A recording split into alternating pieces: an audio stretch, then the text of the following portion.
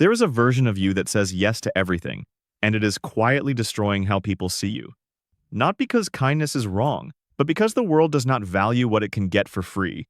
And the moment you become endlessly available, endlessly agreeable, endlessly nice, you stop being someone people respect and start becoming someone people simply use. Think about the last time someone offered you something for free versus something expensive. Even if the free thing was better, some part of your brain trusted it less. Humans are wired this way. We do not judge value by quality alone. We judge it by scarcity. And the moment you make yourself unlimited, always reachable, always agreeable, never pushing back, you accidentally teach everyone around you that you require zero effort to keep. This is the trap nobody warns you about. You were taught that being nice opens doors, that if you are kind, dependable, easy to work with, people will love you for it. And for a while, that seems true. People do smile at you more. They do call you first when they need a favor. But somewhere along the way, something shifts. The respect starts to fade, even as the requests keep piling up. Here is the psychology behind it. Respect is not built through availability. It is built through boundaries. When you say yes to everything, you are not showing people how valuable you are. You are showing them how replaceable you are willing to be. A person who never says no has no edges, and people cannot respect what has no edges, because there is nothing there to bump into, nothing there to push against, nothing that signals this person has limits worth caring about. Think of a friend who is always free. Every single time you text, they reply in seconds. Every single time you ask for a favor, they drop everything. At first, this feels wonderful. But notice what happens over time.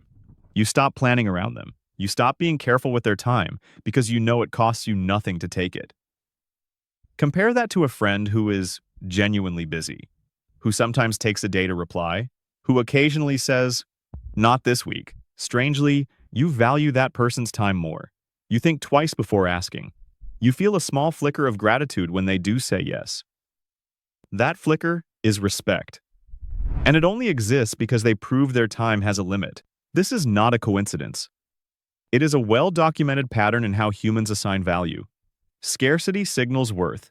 Constant availability signals the opposite. And niceness, when it is unconditional, when it never says no, when it bends for everyone, becomes a quiet confession that you do not value your own time enough to protect it. If you will not protect it, why would anyone else? There is a deeper cost too, one that is harder to see. Every time you say yes to something you did not want to do, just to keep the peace, just to be liked, you are teaching your own mind that your preferences do not matter. Do this enough times, and you slowly lose touch with what you actually want.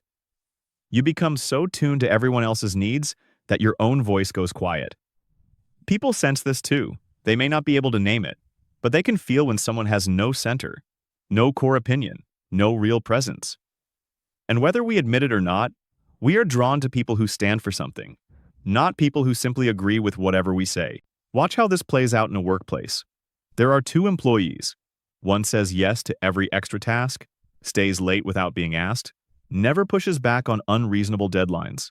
The other does excellent work, but is clear about capacity, sometimes says, "I can take this on next week instead of today," and occasionally pushes back when a request feels unfair. Ask yourself honestly, which one tends to get promoted? Which one gets treated with more consideration in meetings? It is almost always the second person, not because they work less, but because they have shown the room that their time has a floor beneath it. The always available employee becomes the default dumping ground. Useful, appreciated in a shallow way, but rarely seen as someone whose input truly matters. This does not mean you should become cold or difficult or start saying no just to prove a point. That is not strength either. That is just a different kind of performance. Real strength looks like this. You say yes when you genuinely want to. You say no when something does not align with your time, your energy, or your values. You let there be a small gap between someone asking and you answering, because that pause alone signals that your time is not infinite. You stop apologizing for having limits. You stop explaining every single boundary as if you owe the world a justification for protecting your own life. Here is something practical you can start today. The next time someone asks you for a favor, do not answer immediately. Say, "Let me check and get back to you." That single pause changes how you are perceived, even if your answer ends up being yes. It shows that your time is something you manage, not something anyone can claim on demand. Try it for 1 week. Notice how differently people treat you when your yes is no longer automatic. Another shift worth making is this. Stop explaining your no with a long list of reasons. A short, calm, "I can't this time," is enough. Over-explaining makes it sound like you are asking for permission to have a boundary. You are not. Your time and energy belong to you, and you do not need a committee's approval to protect them. Value is not created by being available to everyone. It is created by being selective, being intentional, and being someone whose yes actually means something because it is not given away for free.